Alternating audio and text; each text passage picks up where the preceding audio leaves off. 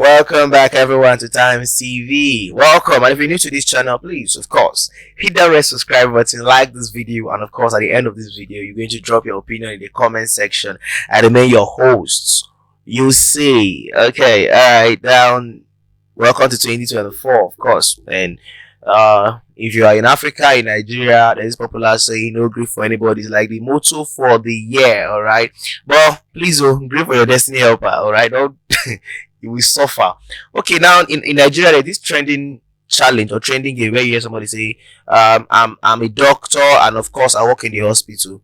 I'm an actor, and people tend to judge me for the role I play. There's a challenge like that going up, and I'm in Abuja, and of course every role in Abuja looks say something like that.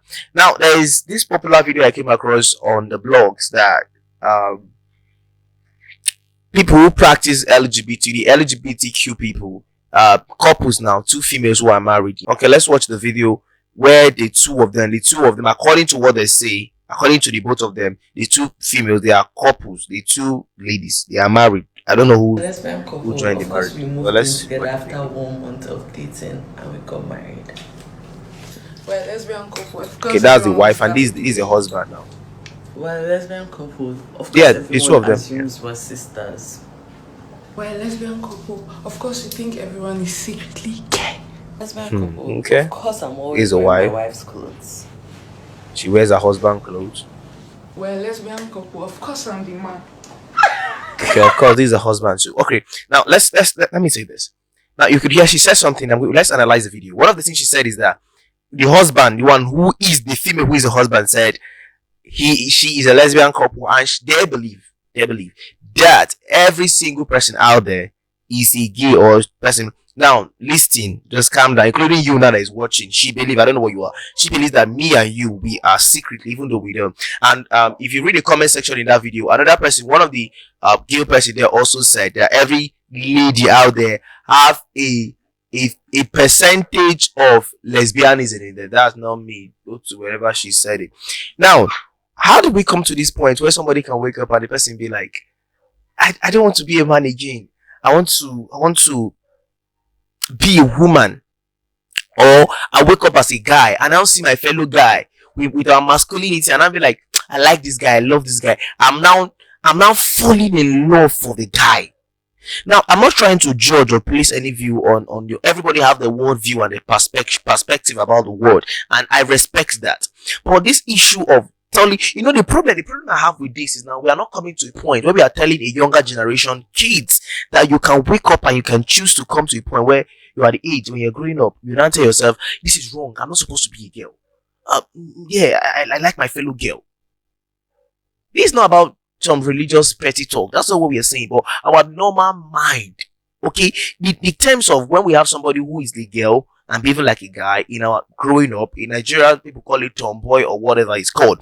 Now, in that time, it's even a medical condition where the hormones, the masculine hormones try to suppress the feminine hormone in the lady's body. The girl start behaving like a boy, or in the terms of the boy trying to behave like a girl. It's a medical issue. So I actually saw another trending video where guys with muscles, like guys that go to the gym, these guys were heavy muscles, and the other one was proposing to the other one, and that one was crying. Like the guy was, and I was like, what is this madness? You see, the problem is not about now, but we're now teaching a younger generation to come to a point where they are now saying nonsense. In South African kids were asked, what is your gender? And they were like saying, oh, children. And in our world today, we now said it's normal. Anybody can choose to be anything. It's not anybody can choose to be anything. You that is saying that thing, are you not reasoning? Like, how? I'm just trying to imagine, how do you get the mindset? This is a disorder. It's a disorder that we have to fix in time. Let me play to you a video in Nigeria where some kids were paraded on the streets, all right? And these children were shouting with placards and papers. They were like, they have to stop LGBTQ in the states and all that in Nigeria. Let me play for you the video. Let's watch it together. These are kids. I think this is a girl talking. Now listen to her.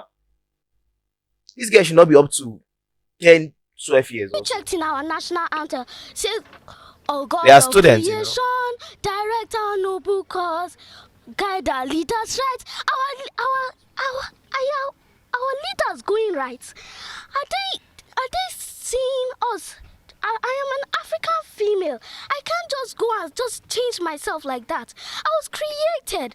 God knew me before I was born. I cannot just go and just say I'm a boy. That's am I okay?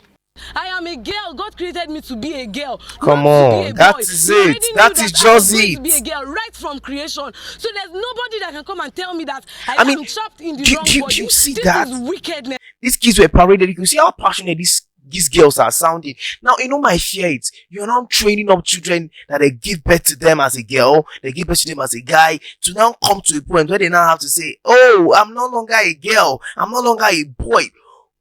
This is an error. This is a disorder. I mean, how do we come to this point? I mean, many problem that is coming through in our world. It's fine if you say you don't want to get married, but coming to a point of saying, oh, I want to marry my God. See, I think, thank God for Uganda, what Uganda did ending last year, September also, where they enacted a law. You know, it's best.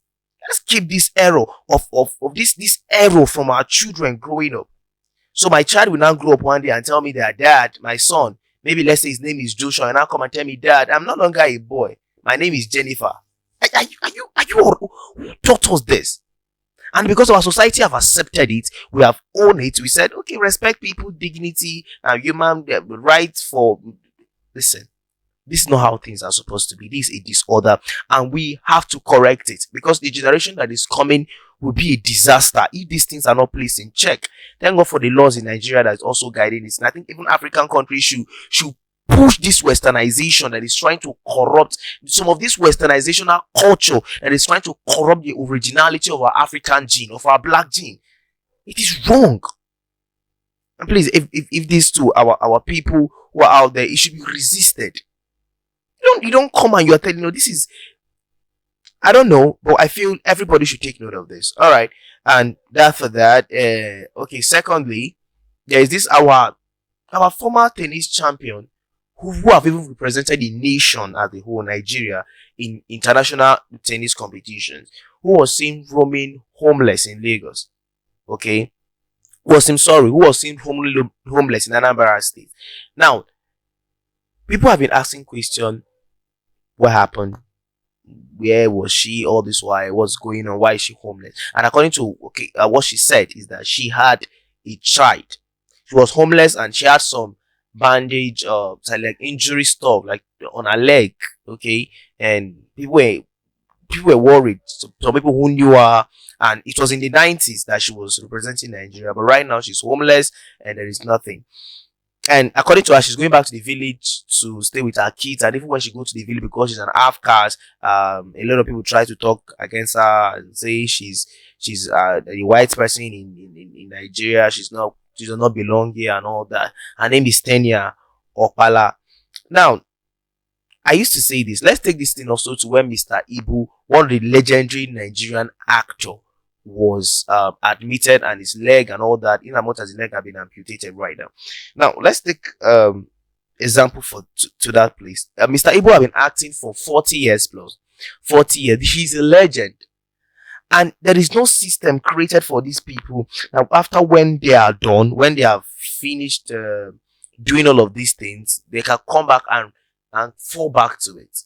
Like in other countries like the UK and America and all that, when these people are there, there is a system created for them. I think also we should also employ that how can somebody who represented Nigeria in the international space like that now come back homeless? I know you might say, what was she doing with her money? They were paying her. She should have been effective in investing. True, I truly understand. She was supposed to be serious and investing with her money and all those. But the point is this: why are our parents who work in the civil servant, why when they retire they still have to go for their pension? I know you will say, okay, it's their money, they were taking it from their salary when they were paying them. I understand that too. But I think there should be a structure to our entertainment industry, both music, movies, sports. How can an international champion, somebody, for somebody to represent a country means she's the best in that country that the organizers have seen. That's why they are sending her to represent that country. She's now back to the country homeless. Like, you don't get it. she's homeless. She don't have place to stay. That she wants to go back to the village. There should be a system, a structure for when these people are done with this thing, they should come back and forth to it. And you know, back in the 90s, sport is not as crucial as what it is now. You know, you cannot tell our Toby Amazon, those people are this sport was better, is better now than what it was in that time. So I want to ask the people in authority to create a better platform for these people who have represented Nigeria in the outside world to come back and they have something to fall back to. Okay, and it's not easy, I know, but there should be a structure. Mr. Ibu was there, and it's shameful that him during his time when he was in the hospital, we have to now start calling out for public fund, for crowdfunding for him, an actor that made childhood memorable.